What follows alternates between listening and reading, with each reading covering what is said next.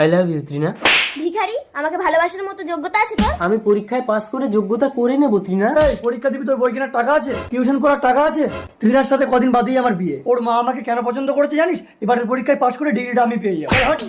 Lotion, এই কি ব্যাপার, তোমরা সব টিউশন পড়তে সেখানে দাঁড়িয়ে আছো কেন? আর সংকেত, প্রতিদিন টিউশন পড়ানোর সময় তুমি জানলার বাইরে দাঁড়িয়ে দাঁড়িয়ে কি শোনো?